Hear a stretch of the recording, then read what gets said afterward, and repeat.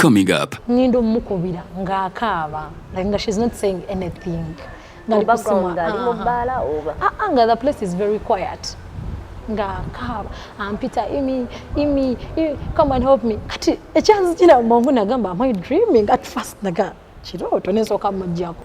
Banange kyenasanga ku mukwano gwange. Saagala kuddamu kiraba.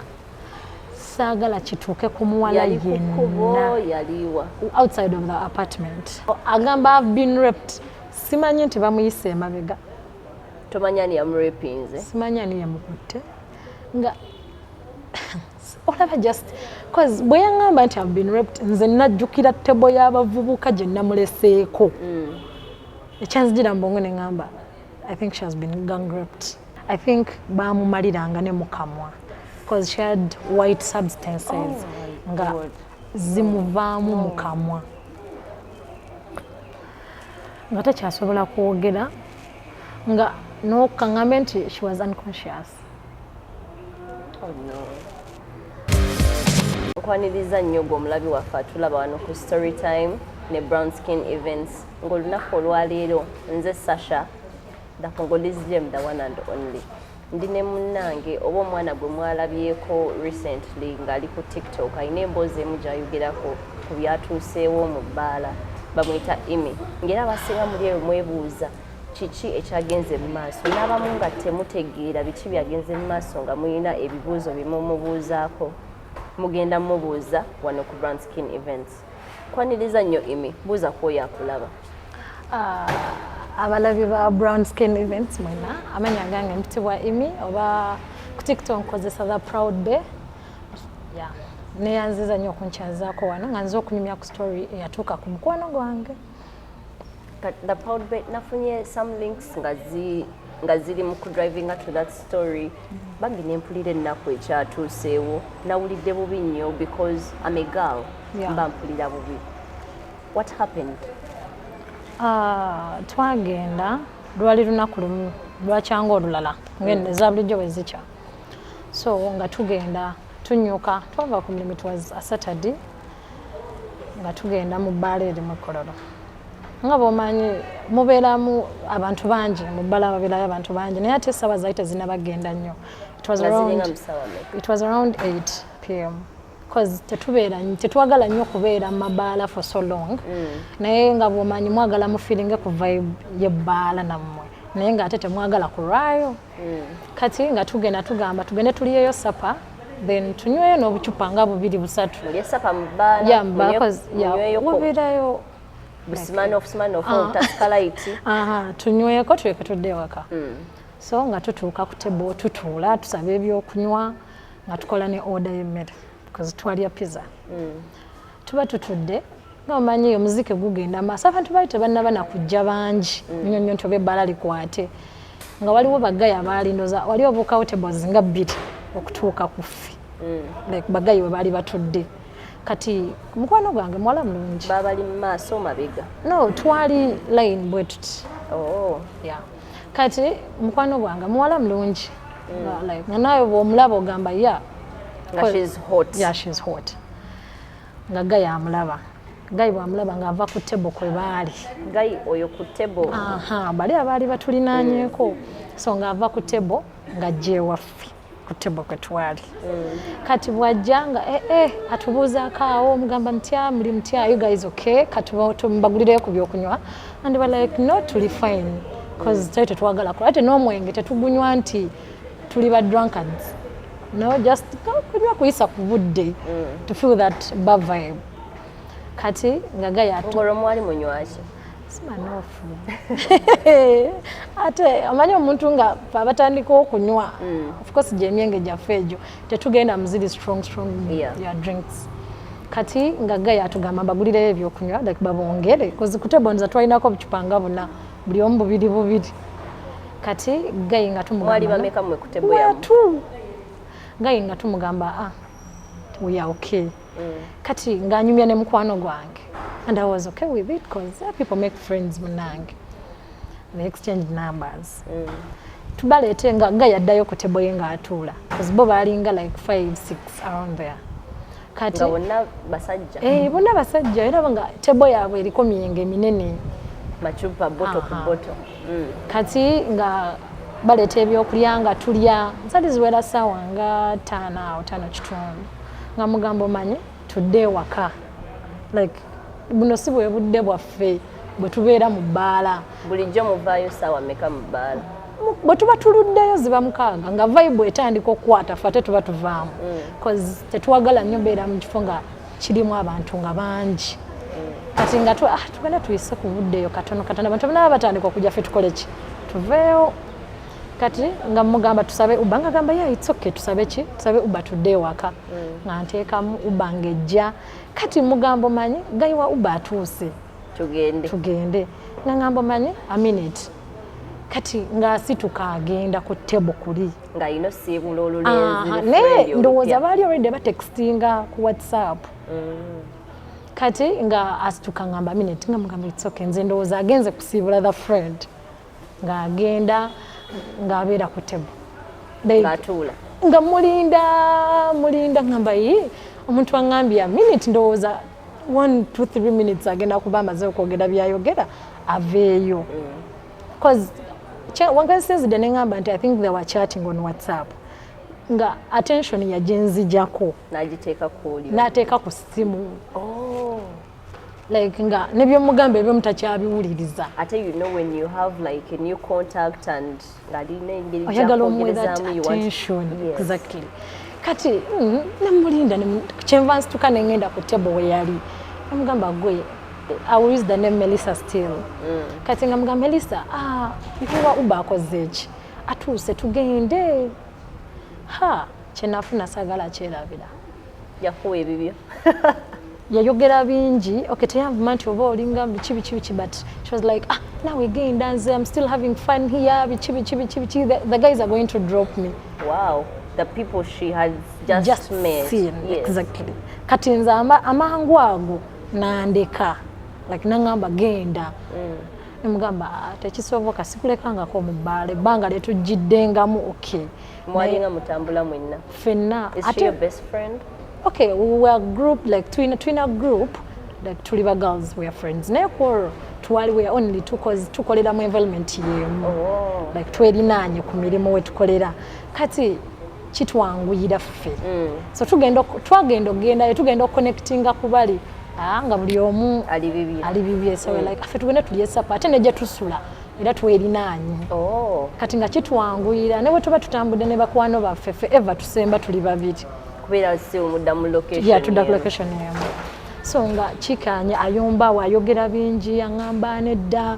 gwegenda nze ngenda kujja do you think I'm a kid nze gwolemerako bwotyo nga yogera nnyo nga ne bali bawulira nga tuli ku tebaawo tuyimiridde ffenna olwo ndi I'm pleading mugamba Melissa nawe tugende tetulwawo abantu batandise okujja kati nga ne tebo gye nabaddeko bajoccupying bamaze nolongoosaako nga sikyayinza kuddako nti oba ntuule munnange nkole ki mulinde wabula nga ne bwe ŋŋamba nti mulinde nina beera ku tebo y'abagayo okwo nabo naye ng'ate nze nakirade siri muntu w'abantu nnyo toyagala abantu okay si butabaagala but I feel making new friends nze saagala abantu kati nkutegeera kati neŋŋamba ate nyimirire wano siga nti ŋŋenda kunywa ne mwegayirira amazima gali nti neegayirira chick n'alema namugamba kale nze uba atuuse olwo nga negga yankubira namugamba nze ŋŋenze nangamba it's okay I'll find you home munange ngafuluma nsinkana gayiwa uba nga tutuula tuvuga nno twavuga mpaka ndowooza nga Lugogo bypass awo ku bitaala Lugogo naye nga mpulya omutima gwange like siteredde nengamba gayiwa uba omanye tuddeyo I've forgotten something jemba nzirayo nga gayi mugamba nendaako kyo kitagisa kwongeramu I'll add some money ntuuka ku table y'omuwala nga ngamba nze obudde amanyi wagituuse nadde ewaka kati at that moment Melissa gwe naleseewo ate si ye Melissa gwe nasanga kati wamuleseewo kitegeeza abadde anywa ne kugina emyenge gy'abantu nga she's someone else now. Exactly nga at least nsobola omanya tooni ye bw'aba anyiize naye ate at first attitude gye yampa sigamba nti yali anyiize. It was the excitement. Exactly, nga ayagala nakulaga bali. Like omanyi omuntu nga bw'anaakugamba gwanfuga. Yeah. Kati obeera noga naye ndi ku muntu mukulu lwaki simuleka. So when I came back nengenda ku table nangamba embadde manyi nze watuuse dda ewaka. Ngamba badde ngenze naye it's not good okulekawo. Let's go home. Ngamba ndeka you just go. Nangamba just go nze ndeka I'll come. Nengezaako musika. Naye nga bagayi bagambi bajja mu dropping. Nga batudde. Ngamba nga tebafa nayo. Ntoba mugambe oba you go with your friend alemeddeko biki. Anti munaye fenna tuli bantu bakulu, you let the other person decide on their own. No, omuntu yenna bw'aba omulungi. Katolaba abo bagayi. Singa nze nalowooza nti singa baalina ekigendererwa ekirungi. Omuntu agamba, do you know what, Melissa? You go with your friend. Tujja nyumya ku WhatsApp. Yeah, tujja kwagala ku WhatsApp oba tujja ku meeting some other day. Naye tebaafa nayo nti oba bamuwabule. Oba kale bandiŋŋambye muleke we shall drop her. Abo bagayi, if you to assume balinga nga mu myaka emeka range. Around okay. Manyi abantu b'ennaku zino abavubuka beefaako nnyo kati bwe mbambala around 28, 30. Like late 20s and early 30s. Yeah, late 20s, early 30s, around 32, 33 awo. Naye nga bagayi baali balungi. Bana bakola obunyama. Nkugambye ng'oyinza olowooza gym basula nazo wali wennyini be babeera. Okay. Bwe bagayi abataano b'omukaaga tewali yakwana. Tewali. Because gayi omu ye yasituka nga yobunaaba mutudde awo gayi oli najja ate ndowooza agenda okusituka nga ready sporting. Kugambye my French is beautiful. Be banaaba bufiga bwebwo. She has some nyash. Kati ate twayimukanga ne muzinanga obutegera kamizi kakuba Kati bwe nkomawo nga mwegayirira still. Ngamba manyi tugende waka. Kino ubebala. Exactly, enize naye ndi mukwegayirira muwala. Mugamba tudde waka. Because Sunday twalina program endala z'okwasaganya. Ate nga yalinga main. So nga mugamba tugende ng'alemerako nga we exchange words bubi nnyo nno. Kuno tebyali birungi like at first. Genda atonemerako naawe biki. Toneesibaako. Kati nemmanya awe namanya ne ngamba alabika omwenge gwanywedde kati bwe bumwogeza. Ne ngamba wayi akisireka muntu. Ne ntambula mba nfuluma ntuuka ku Uber nga jangoberera mpita. Imi kati namanyira nti okay bantu kivula mu Luganda waliyo saying egamba nti omutami butaba agambwa oba tayita wuwe. Awe namanyira nti she wasn't all that drunk. Abeeramu ne kali akategeera. Bwe yafuna ekyamugira mbongo n'agamba kamugoberere kitegeeze yali akyategeera. Because yanfollowinga najja ne tuyimirira ku Uber like katubogera nangamba omanyi you go, I'm going to be safe. Ono nganze mugamba you're not safe nemeddeko. Nga muli owulira ekintu kikugamba nti she's not safe. Ate nze saali munakali nti bagenda mukwata bagenda mutuga bajja mutta wabula nganze mpulira muli nti si yeffe. Like tetubeera mabbaala up to that time. Kati nga ngamba manyi genda, I'm going to come. Like bagayi bagenda ku dropping, they are nice people, bichi. Nga mugamba okay cool, but share me their number, like the guy's number. So that just in case of anything. Nti bw'olwawo tuuka, cause then nali kushuwa nti bw'aba avuddeyo alina kutuukira waka ewange. Naye nga ate yalina ewuwe naye nga ebiseera ebisinga bwe tuba tuvuddeyo leeti tuga katusule eno oba nsule oba mwena ne musula awamu. Kati nali mmusuubira nti ajja kujja. Munange nga Kiiki atambula ddayo nga nange ntuula mu Uber. Kati gwe nga weeyongerayo paka waka. Bannange nina ekifuba n'essenyiga niwe mundaba ndi bwentyenyi temunfaako nnyo tugende mu maaso. Kati bwe ntuuka ewaka nze abantu abali close gyendi bamanyi nze n'obuliri bwange tebatuwaawula like I sleep a lot. Bwe ntuuka mu buliri nkola ekintu tteyo naye kola otulo twambula. Anti nga weeraliikiridde. Otulo twambula neebuuza ona muleseeyo kakati agenda kutuuka ate wano batamudropinga biki bwe bityo. Did she have money with her? Yeah, she had. kati ngambeerawo nzira ku TikTok ndaba videos obudde bugenda like ninda esimu bikaseera mbeera njikeberako ngamba ayinza obba yakubye nga batuuse wabweru ng'ali wabweru nga nkebera ku simu nga wa naye ndowooza if something is to happen kireka kiba kijja kutuukawo nga mbeera ku simu zaali ziwera ssaawa nga 8 awo tulo nga tunziba tobe tunziba esimu yeyanziza engulu ate mukudde engulu nali kangambe nali neebase kitundu seebaka nti nze nanneebaka because it was just a beep yeyanza okuseya esimu because akasimu akati nali nkatadde under the pillow kati nga nengamba at least when I was the ringtone vibration inagiwulira. Was she the one calling? Yeah. Naye ya beepinga. Kati nezukuka ngenda tunula ku simu nga mulaba. Sasa kana like calling her back wabula nafuluma navayo bedroom. Olabenti alabika. Nengamba ayinza okuba ali ku luggi. Ngenda tuuka ku luggi simulabawo. Kyenva nkubira askari. Nkubira askari ne mugamba askari wabadde weebase nti ye. Namugamba nkebererako obwino wa gate olaba waliwo emmotoka ekola ki? Ediwo. Askari nga akebera ngamba ate wali madamu mmotoka eriwo. Amugamba kale saa to call back. Ngindo mukubira nga akaaba like she's not saying anything. The background mobala over. The place is very quiet. Nga akaaba Peter imi come and help me. Kati a chance kina mongo nagamba am I dreaming at first naga kiroto nesoka mujjako. Nezira mune mukubira. Ngatakwata ngendo genda ku WhatsApp already yantereddeko dda messages zarone zali msaawa bibyo nabituukawo nga ziri sawa nga mwenda kitundu nazigenda wera 4 in the morning. Kati lwaki akugamba come and help me nga mwenga atamidde nnyo oba ati nali sinza nakulowooza nti oba cause nze kyanzigira mongo nagamba oba bali mu mutta oba afunye accident.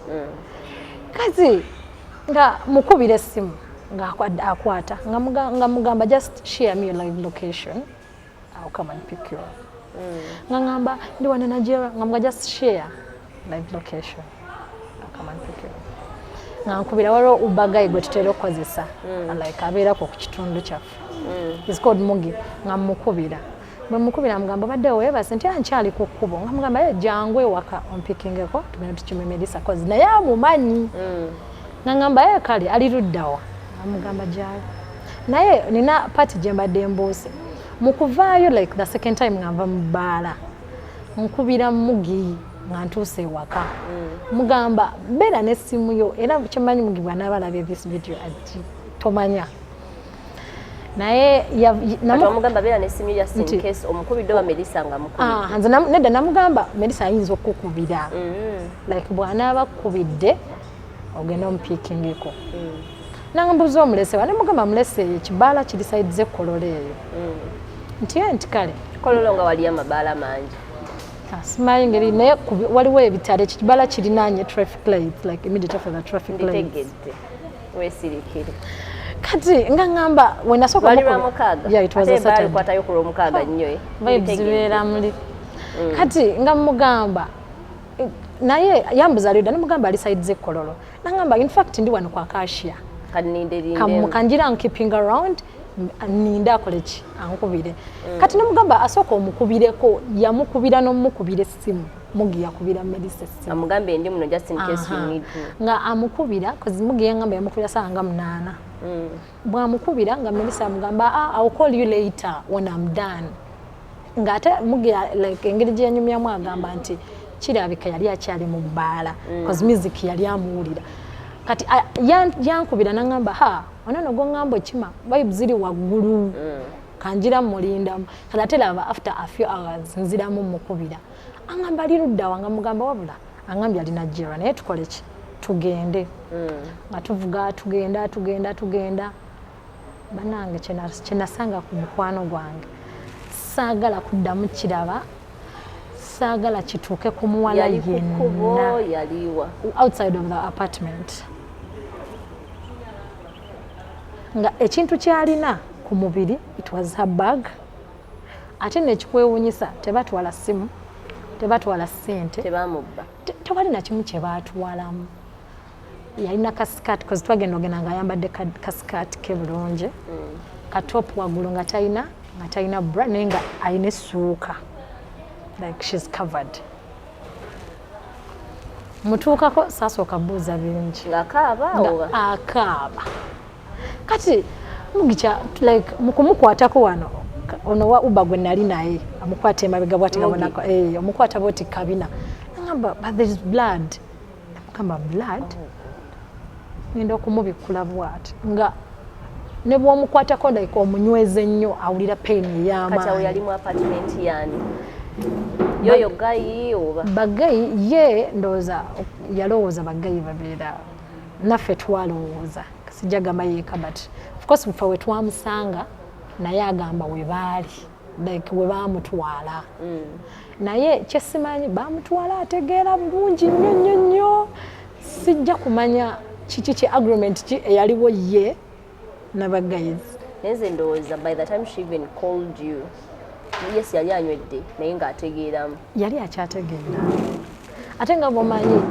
omuntu bw'aba anywa omwenge naddala ffe ba beginners nja kweyita ba beginners ebiseera ebisinga oba ŋŋambe nti like bw'onywa ekintu ekikusingako bulijjo ky'otanywa oyitako mangu because of that excitement wegenda okwekanga nga okoze by'otalina kukola kati nga mubuuza what happened to you ng'agamba kimu I've been raped naye nga nze agamba I've been raped simanyi nti bamuyise emabega tomanya ni yamurapinze simanya ni yamukutte nga olaba just cause bwe yaŋŋamba nti I've been raped nze najjukira ttebo y'abavubuka gye namuleseeko ekyanzijira mu bwongo ne ŋŋamba I think she has been gang raped naye nga nze ndowooza bayise bwe balina oyita like bayise balina okukoma nedda lwaki ŋŋamba nti bayise balina oyita nti when you're having sex waliwo ebitundu ebyakolebwa nga they're meant for sex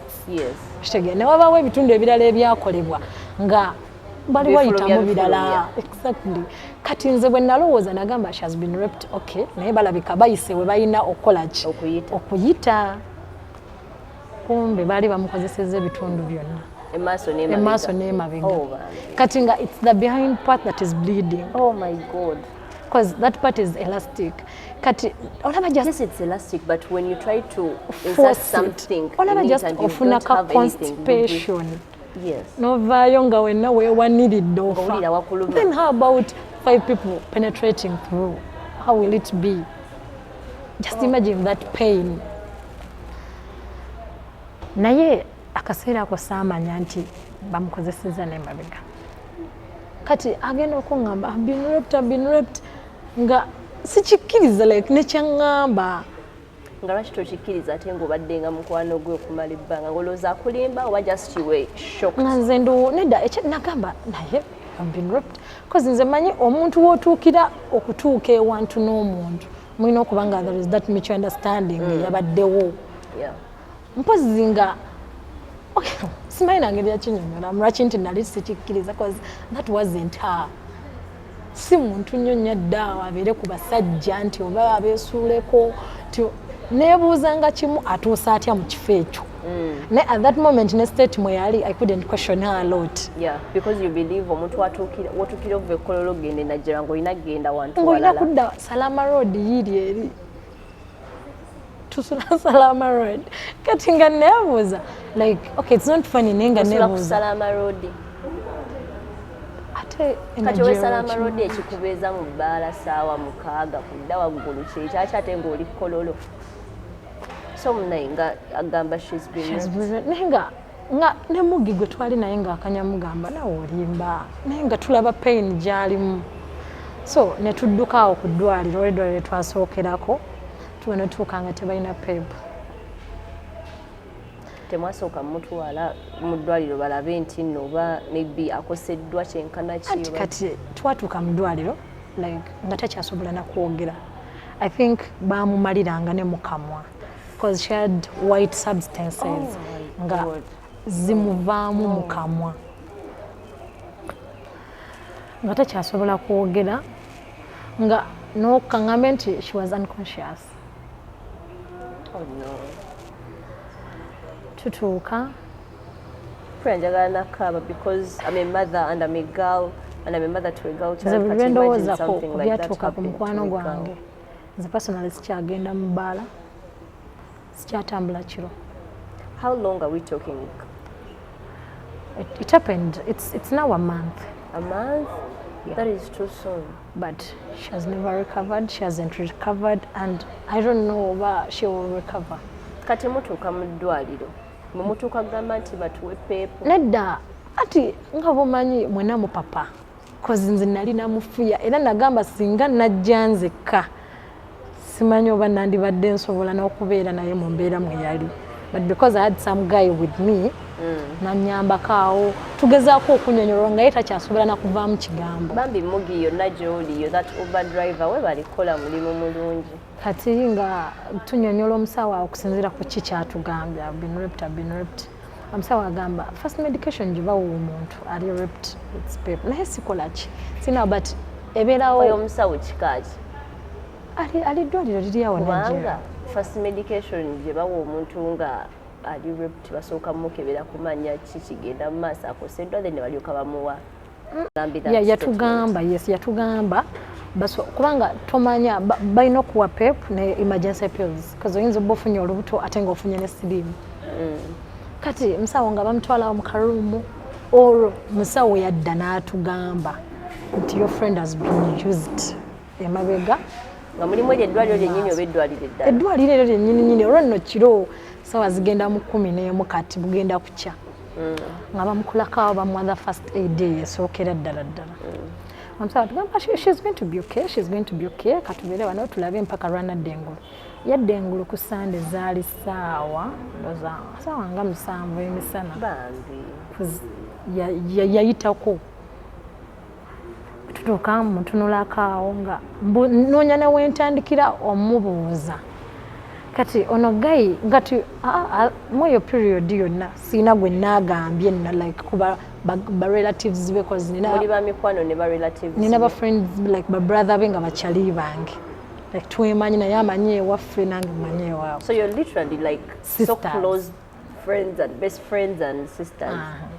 Naye nga nakubirako bakwano bange naye mbagamba like bano bakyali abalala abawala betutera obeera nabo naye mbagamba ku kyekyali kituusewo so ababiri baali already weebali awo agenda okudda engulu kati nga buli omu ali ega ayagala kumanya what happened exactly. Kiki kyakutuuseeko bagayi bali luddawa kati ono gayi wa Uber ye mu kututwala mudwaliro obudde butambuddeko yavugaddeyo ku apartment gye twasanze bagayi we twasanze ono nga ayimiridde kati agezaako obuuza naye abuuza tamanyi manya babavubuka tamanyi babadde mu room number ki tamanyi bwe bafaanana kugamba tabitegeera kati abuuza like custodian w'ekifo amubuuza wano olwo bagayi biki bakomyewo ekiro n'omuwala abula amugamba ffe kuno tusuzaako abantu bangi bajja ne bagenda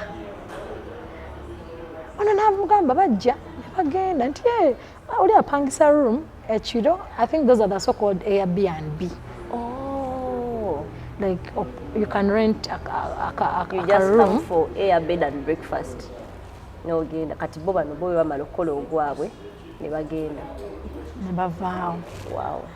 Kati there is no way you can trace them tetumanyi manya gaabwe. She didn't even send me the guy's number when you asked for it. Exactly.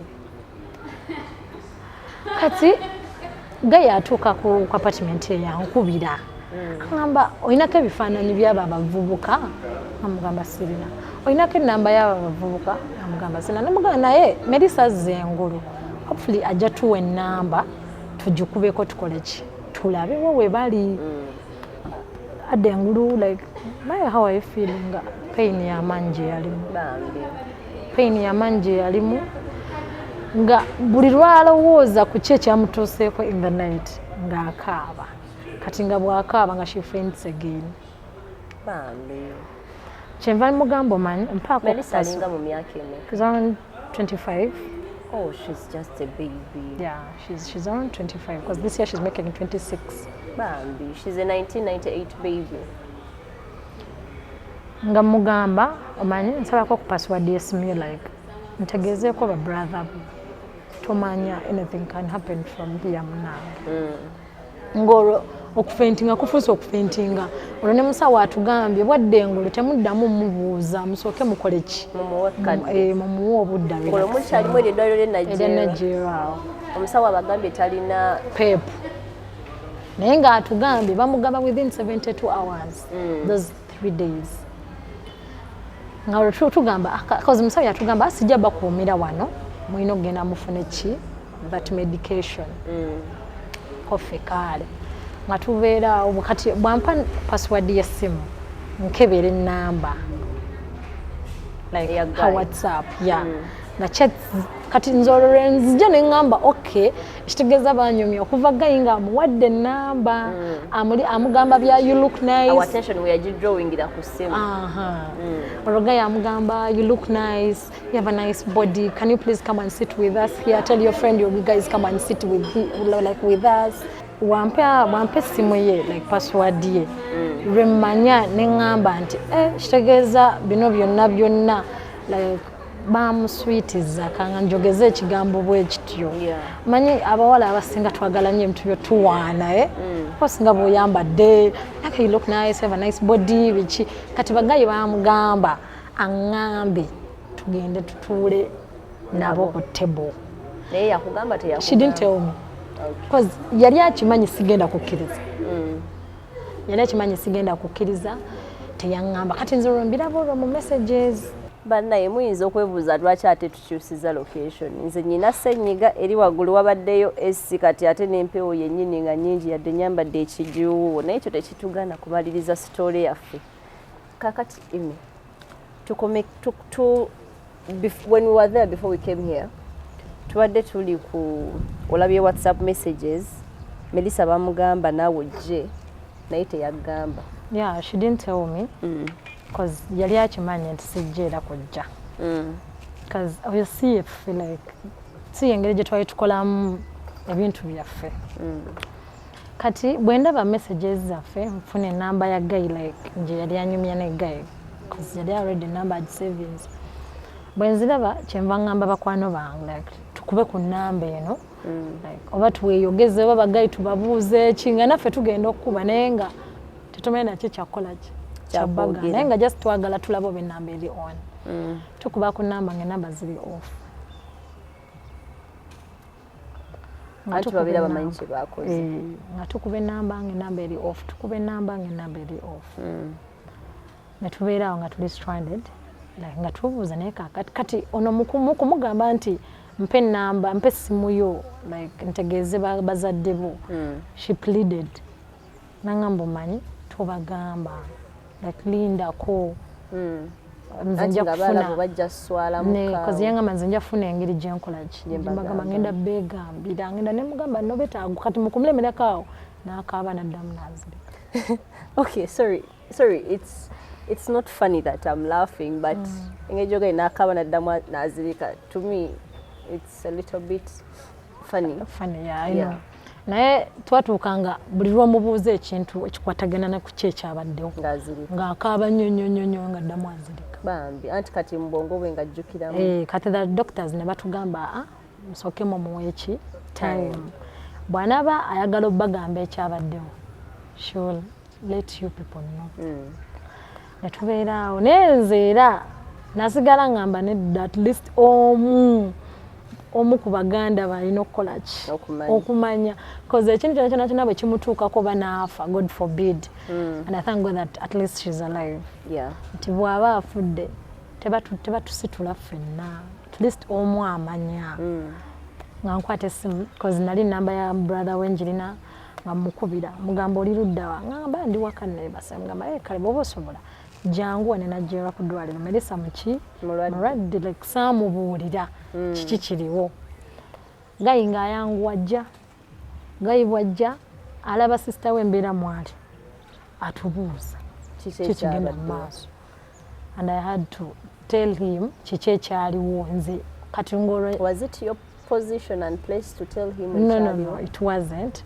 why did you tell him I felt nze namunyumiza engeri gye tutuusaawo okay samugamba nti bamurepinze because personally saaliyo tetumanyi oba bateekayo biti oba bamusonseka bintu birala okitegeera so nali siyinza mugamba nti she was raped abula nze namunyumiriza story nga bwe yazze okutuuka okutubeera mu ddwaliro awo nangamba kakati abavubuka tugenda bujjawa tugenda tufayiringa omusango biki